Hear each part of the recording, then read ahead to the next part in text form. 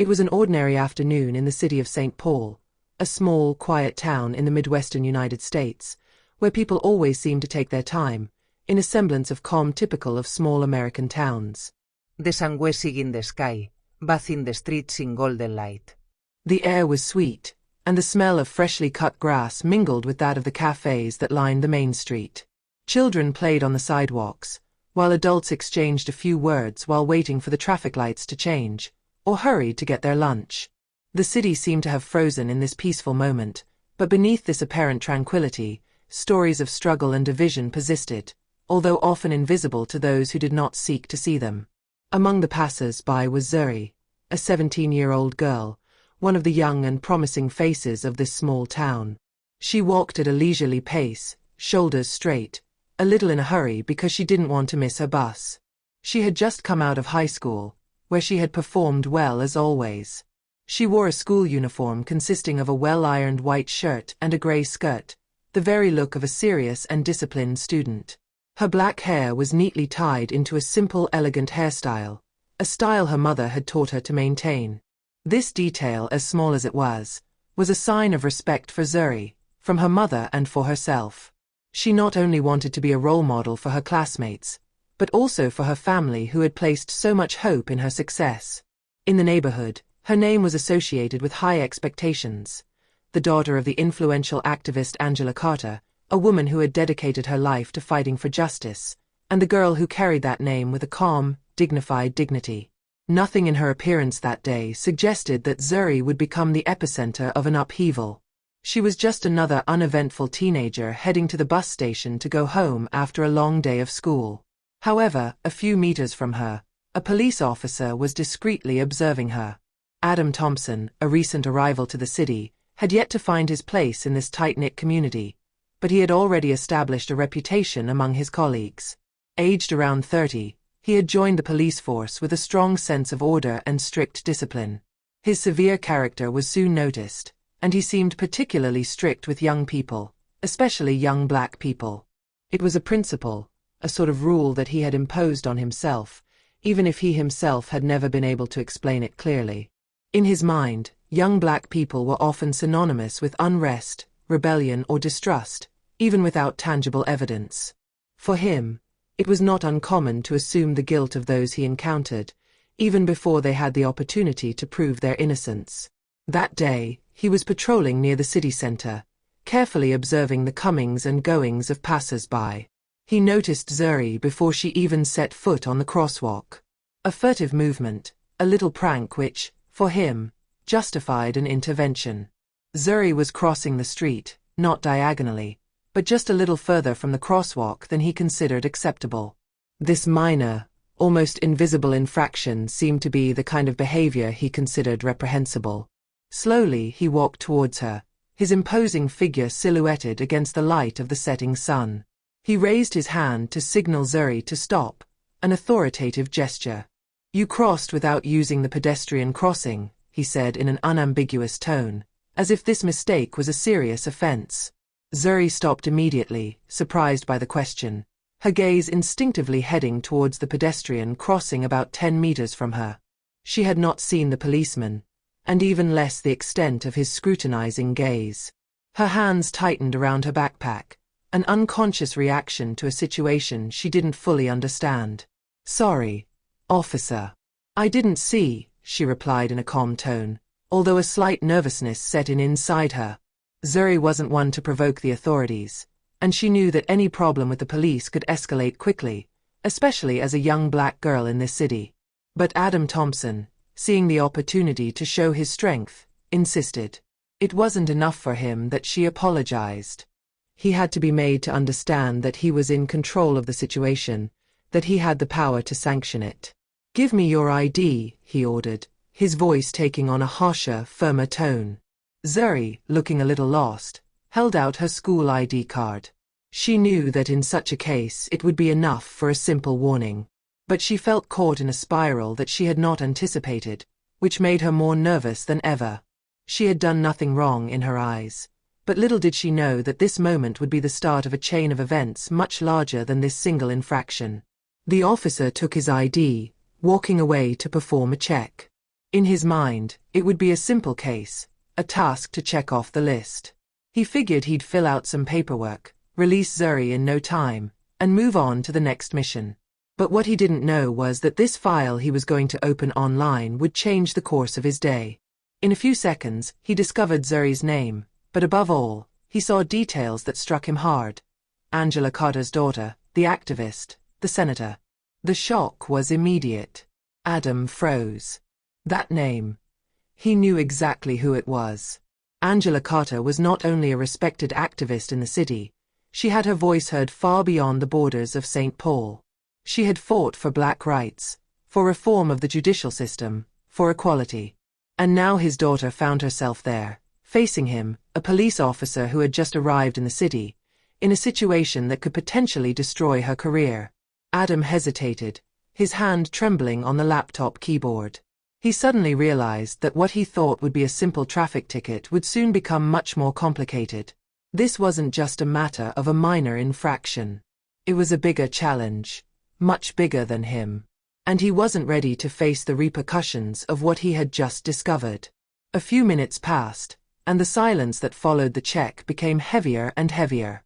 Thompson stared at his laptop screen with increasing intensity, sweat beading on his forehead despite the police car's air conditioning. He already knew the name. He had heard it in the news and political discussions around town. Zuri was not unknown to him, but she was not just a high school student like he saw every day. Zuri was the daughter of Angela Carter, a respected African-American activist and former civil rights attorney. Angela, although now a high-profile political figure, had been a great activist during the 1980s and 1990s. She had worked tirelessly to expose the injustices suffered by black communities, becoming an influential senator and member of a national organization fighting for the rights of minorities and disadvantaged youth. His fights had made it possible to change laws, to highlight cases of police brutality, and to breathe a wind of reform into the judicial system. What Thompson didn't know was that Angela, after her terms ended, had taken a central place in the fight to reform the criminal justice system. She advocated solutions focused on prevention, education, and reconciliation, rather than punishment. Zuri's name wasn't just that of an ordinary teenage girl. It was the name of the daughter of one of the country's most influential figures, a woman who helped rewrite the course of civil rights history, a figure who had repeatedly challenged powerful institutions, directly addressing the issue of police brutality, systemic racism, and social injustice. And now, this young girl stood in front of him, a simple policeman, like an ordinary teenager. But Adam Thompson knew it wasn't that simple. His arrest, even for a minor offense, would be seen as a provocation by a large part of the country. This would send a powerful message. Thompson felt a rush of anxiety grab his throat. He hadn't thought about the repercussions before this moment. A harmless arrest had just turned into a time bomb. He had gotten a little too carried away, a little too eager to show his authority, and now it was all in danger of coming back like a boomerang. He stood up abruptly and walked in circles, trying to calm his mind. He knew that what he had just discovered would change things. The eyes of the world were now on him and Zuri. He turned back to her, his pale face betraying confusion. Zuri looked at him, still innocent, but a little worried by the police officer's sudden coldness. "I'm going to have to take you to the station to clarify some more information," he said, his voice a little more hesitant. Zuri nodded, not fully understanding the gravity of the situation. She was still an ordinary teenager, on her way home after school. But now she was part of something much bigger. The burden of the situation fell heavily on Thompson's shoulders. It was no longer just a matter of procedure. What began as a simple arrest would become a battleground for much deeper issues: social justice, systemic injustice, and the place of minorities in this country. He knew that the outcome of this matter was not in his control, that what was going to happen was far beyond the scope of his individual actions. A few kilometers away, Angela Carter heard the news. When she heard that her daughter had been arrested, her reaction was immediate. She wasn't surprised. She knew that the system was rotten from the inside and that, despite her past struggles, nothing had really changed. But she never imagined that her own daughter would become such a direct symbol of the injustices she had denounced for years. It's an affront to everything I've fought for, she said, her voice thick with emotion and determination. It's not just my daughter. It's the future of every young black person that this country criminalizes for no reason. She issued an immediate call for action, an urgent demand for justice, and she demanded Zuri's release. The media immediately took up the matter. The situation exploded into a national affair, with journalists rushing to the scene at the police station. The hashtags #JusticeForZuri and #PoliceReform invaded social networks. Thousands of voices were raised across the country, supporting Zuri and denouncing the unfairness of the system. The central question, which struck consciences, was simple but powerful. Why was a young black girl, innocent of any malice, inflicted such humiliation under the pretext of such a trivial offense? Photos of Zuri, handcuffed and surrounded by police, circulated in the newspapers.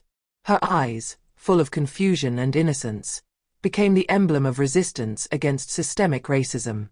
The image of the young girl, so ordinary, caught in a relentless machine that she did not understand, reinforced the discourse on the urgency of reforms in the field of justice. And as public opinion divided, one thing became increasingly clear. Zuri was no longer simply a victim of the abuse of power. She was now a symbol of the fight for justice and equality. The case took an even more dramatic turn when confidential documents leaked from within the police department revealed that Zuri's arrest was not an isolated incident. Indeed, a series of video recordings featuring several police officers, within the same brigade, expressing racist opinions towards young black people, was published en masse.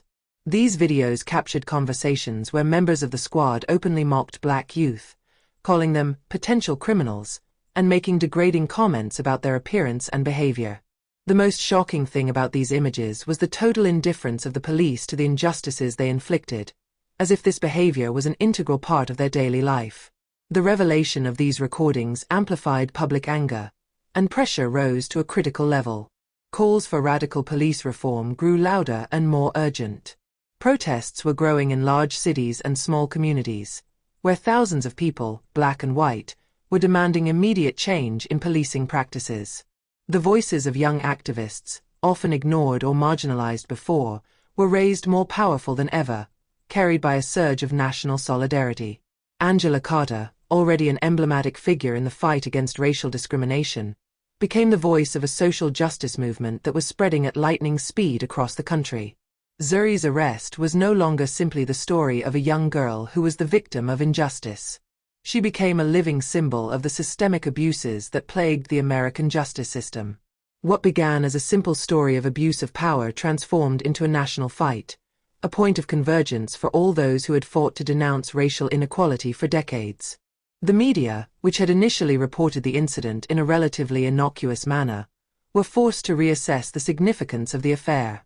What seemed like a simple police error now turned out to be a symptom of a much larger crisis, one that called into question the very foundations of American society.